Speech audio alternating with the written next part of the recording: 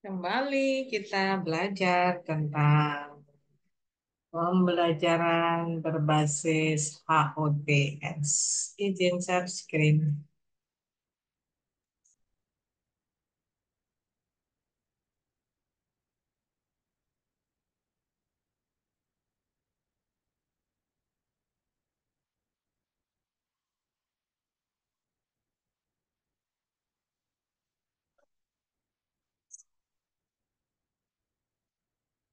Assalamualaikum warahmatullahi wabarakatuh.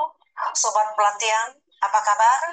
Semoga sobat pelatihan dalam keadaan sehat dan selalu dalam lindungan Tuhan Yang Maha Kuasa.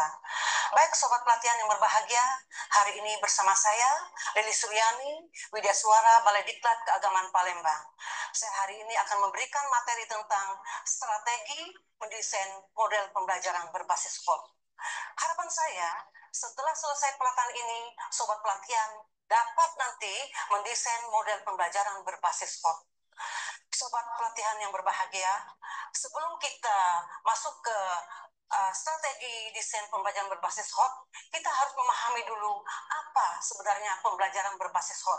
Tentunya, sobat pelatihan yang berprofesi sebagai guru, kata-kata pembelajaran berbasis HOT bukan merupakan suatu hal yang baru.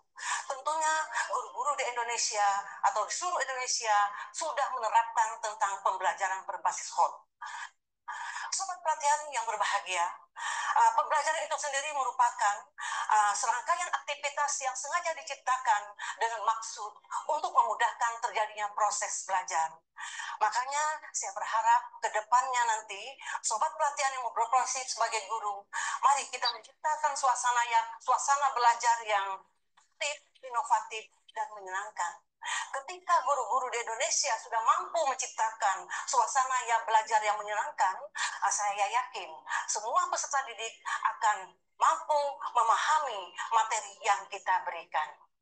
Sobat pelatihan yang berbahagia, HOT itu sendiri merupakan proses berpikir peserta didik dalam level kognitif yang lebih tinggi, yaitu kemampuan pemecahan masalah, kemampuan berpikir kreatif, kemampuan berpikir kritis, kemampuan berargumen, dan juga kemampuan mengambil keputusan. Nah, sobat pelatihan yang berbahagia, kita harus bisa membedakan antara pembelajaran LOTS dan pembelajaran HOTS. LOTS itu sendiri menargetkan tujuan pembelajaran yang lebih sederhana dibandingkan dengan HOTS. Soal-soal LOTS, siswa hanya akan berhasil mengingat dan memahami suatu materi saja. Sedangkan soal-soal HOTS diminta siswa untuk mampu memahami konsep secara lebih jauh karena ada analisis dan evaluasi di dalamnya. Nah, sobat pelatihan yang berbahagia, bagaimana kita menerapkan pembelajaran HOTS dalam kegiatan pembelajaran? Jadi, dalam kita mengimplementasikan pembelajaran HOTS, kita harus melaksanakan 3 hal. Pertama, menelaah informasi secara kritis. Kedua, menciptakan daya kreatif siswa. Dan ketiga, meningkatkan kemampuan memecahkan masalah. Sobat pelatihan yang berbahagia, ada contoh kasus yaitu dalam mulai proses pembelajaran di kelas. Yang mana pertama kali adalah guru masuk ke ruang kelas. Kemudian guru memberikan salam. Setelah itu, guru menyampaikan kesimpulan bahasan pertemuan sebelumnya. Lalu, guru menyampaikan tujuan pembelajaran atau pertemuan yang akan dilakukan saat ini. Kemudian, guru memberikan cerita tertulis kepada seluruh peserta didik, dan peserta didik ditugaskan untuk membaca cerita tersebut. Kemudian, guru mengajak peserta didik untuk mendiskusikan isi cerita tersebut. Nah, guru sudah menyiapkan beberapa pertanyaan yang sifatnya terbuka. Nah, misalnya, apa yang terjadi di cerita itu, kemudian siapa yang terlibat dalam cerita tersebut, dan apa yang mereka kerjakan dalam cerita itu. Nah, di sini kita bisa melihat bahwa guru sudah mengajak peserta didik untuk berpikir tingkat tinggi. Dan juga di situ terlihat ada proses atau perlakuan saintifik dan juga sosial, dan juga untuk mengembangkan rasa ingin tahu daripada peserta didik. Nah, sobat pelatihan yang berbahagia, untuk menerapkan pembelajaran berbasis HOT, kita bisa menggunakan model pembelajaran, yaitu ada 3 model pembelajaran yang kita bisa gunakan dalam proses pembelajaran berbasis HOT. Pertama adalah discovery learning atau berbasis penemuan. Model pembelajaran discovery learning adalah untuk memahami konsep, arti, dan hubungan melalui proses intuitif untuk akhirnya sampai kepada suatu kesimpulan.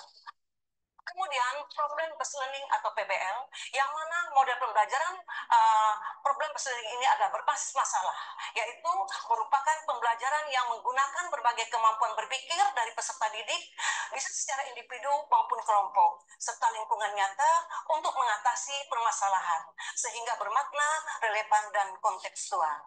Nah, ketiga adalah project based learning atau berbasis project, yang mana model pembelajaran ini melibatkan keaktifan siswa dalam memecahkan masalah.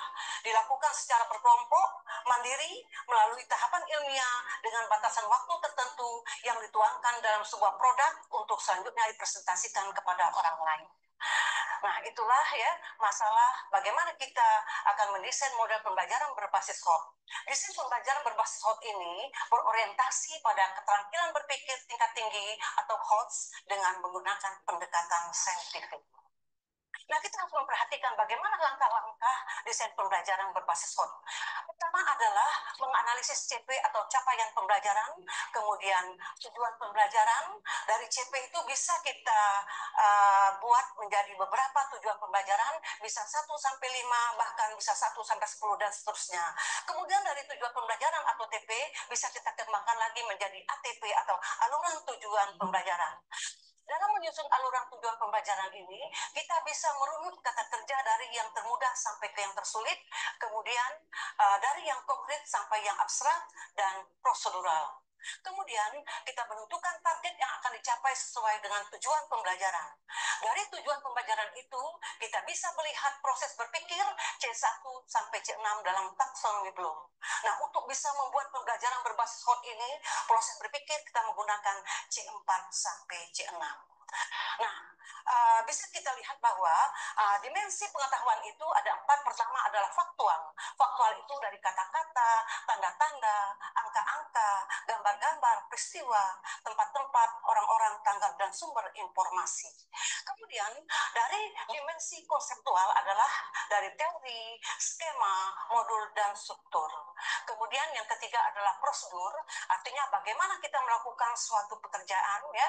Bisa kita bikin kronologis dari suatu pekerjaan, dari proses awal sampai proses akhir. Itu yang disebut dengan dimensi prosedur. Kemudian metakognitif. Metakognitif ini merupakan kesadaran seseorang bagaimana ia belajar, kemampuan untuk menilai kesukaran suatu masalah, kemampuan untuk mengamati dirinya, kemampuan menggunakan berbagai informasi untuk mencapai tujuan, dan kemampuan belajar sendiri. Nah, sobat pelatihan berbahagia, kita bisa mengkombinasikan dimensi pengetahuan dan proses berpikir. Di depan di tayang ini saya tayangkan bagaimana kita bisa melihat atau mengkombinasikan dimensi pengetahuan dan dalam proses berpikir. Ya, di sini saya jelaskan dalam mengkombinasikan dimensi pengetahuan dan proses berpikir ini ada area LOTS dan area HOTS, ya.